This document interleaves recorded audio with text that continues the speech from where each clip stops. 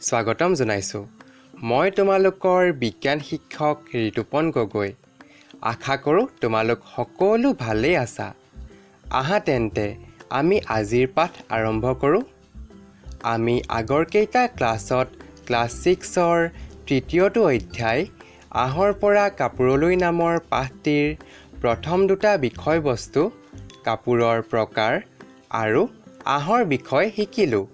আজি আমি কিছুমান উদ্ভিদজাত আহৰ বিষয়ে আলোচনা কৰিম। তোমালোক সকলোৱে কথাবিলাক মন দি শুনিবলৈ চেষ্টা কৰিবা। ছাত্ৰ-ছাত্ৰীসকল, আজিৰ বিষয়বস্তুটো আৰম্ভ কৰাৰ আগতে তোমালোকে বিজ্ঞান কিতাপখনৰ 20 নং পৃষ্ঠাটো উলিয়াই ল'বাচোন। তোমালোকৰ পাঠ্যপুথিৰ 20 নং পৃষ্ঠাত থকা কিছুমান উদ্ভিদজাত আহৰ বিষয়ে আমি আজি আলোচনা কৰিম। পোনপ্ৰথমে তোমালোকে মোক কোৱাচোন, আমাৰ মৌলিক প্ৰয়োজনসমূহ কি কি আছিল? আমাৰ মৌলিক প্ৰয়োজনসমূহ হ'ল খাদ্য, বস্ত্ৰ বা কাপোৰ আৰু বাসস্থান, অৰ্থাৎ আমি য'ত বাস কৰোঁ। আমি এই পাঠটিত বিভিন্ন ধৰণৰ কাপোৰ আৰু আহৰ বিষয়ে পঢ়ি আছোঁ। আমি কেনেধৰণৰ কাপোৰ পিন্ধো বাৰু? তোমালোকে মোক ক'ব পাৰিবানে? আমি বিভিন্ন সময়ত বিভিন্ন ধৰণৰ কাপোৰ পিন্ধো, নহয় জানো? উদাহৰণস্বৰূপে কপাহী কাপোৰ, পাট মুগাৰ কাপোৰ, ঊণি কাপোৰ, নাইলন, পলিয়েষ্টাৰ ইত্যাদি। এই বিষয়ে আমি আগৰ কেইটা ক্লাছত শিকি আহিছোঁ। লগতে বিভিন্ন ধৰণৰ আহ অৰ্থাৎ প্ৰাকৃতিক আৰু সাংশ্লেষিক আহৰ বিষয়েও আমি শিকিলোঁ। আজি আমি গম পাম যে কিছুমান আহ আমি উদ্ভিদ বা গছ-গছনিৰ পৰাও পাওঁ, যাক আমি উদ্ভিদজাত আহ বুলি কওঁ। এতিয়া হয়তো তোমালোকে ভাবিছা যে কোনবোৰ উদ্ভিদৰ পৰানো আমি আহ পাওঁ, যিবোৰৰ পৰা আমি সূতা উলিয়াই কাপোৰ প্ৰস্তুত কৰিব পাৰোঁ, নহয় জানো? তোমালোকে কপাহ আৰু মৰাপাট এই নাম দুটা নিশ্চয় শুনিছা। কপাহ আৰু মৰাপাটেই হ'ল উদ্ভিদৰ পৰা পোৱা আহ, যাৰ পৰা আমি সূতা উলিয়াই কাপোৰ প্ৰস্তুত কৰিব পাৰোঁ। আহাচোন তেন্তে আজি আমি কপাহ আৰু মৰাপাটৰ বিষয়ে আৰু অলপ নজনা কথা জানিবলৈ চেষ্টা কৰোঁ। কপাহ তোমালোক সকলোৱে নিশ্চয় দেখিছা।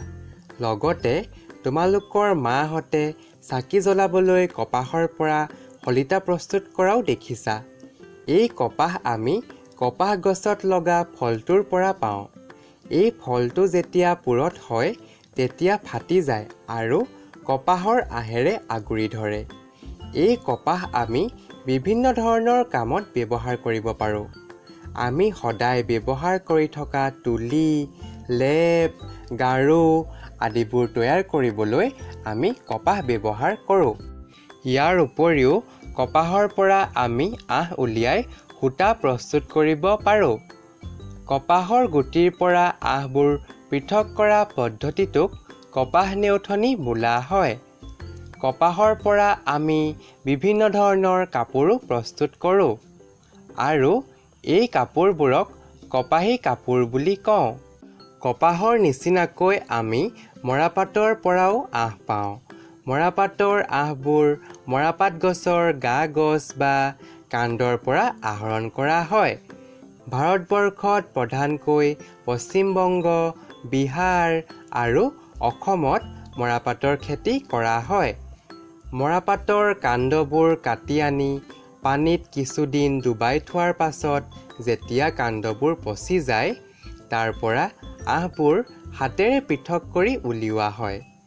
মৰাপাটৰ পৰা আমি বস্তা, ৰছী, দলিচা আদি প্ৰস্তুত কৰিব পাৰোঁ। ইয়াৰ উপৰিও কপাহ আৰু মৰাপাটৰ পৰা আমি আৰু কি কি ধৰণৰ প্ৰয়োজনীয় বস্তু প্ৰস্তুত কৰিব পাৰোঁ তোমালোকে এবাৰ ভাবি চাবাচোন। গতিকে আজি আমি উদ্ভিদৰ পৰা পোৱা আহ অৰ্থাৎ কপাহ আৰু মৰাপাটৰ পৰা পোৱা আহৰ বিষয়ে শিকিলোঁ, যিবোৰৰ পৰা আমি সূতা উলিয়াই বিভিন্ন ধৰণৰ কাপোৰ প্ৰস্তুত কৰিব পাৰোঁ। ছাত্ৰ-ছাত্ৰীসকল, আশা কৰোঁ তোমালোকে আজিৰ বিষয়বস্তুটোৰ পৰা বহুতো নজনা কথা জানিব পাৰিলা। লগতে আমাৰ ভিডিঅ'টো চাই কেনেকুৱা পালা জনাবা।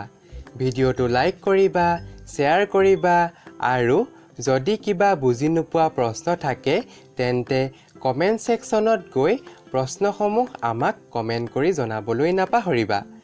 নতুন এটা বিষয়বস্তু লৈ তোমালোকৰ মাজলৈ আকৌ অহাৰ প্ৰতিশ্ৰুতিৰে আজিলৈ পাঠটি ইমানতে সামৰিছোঁ। ধন্যবাদ।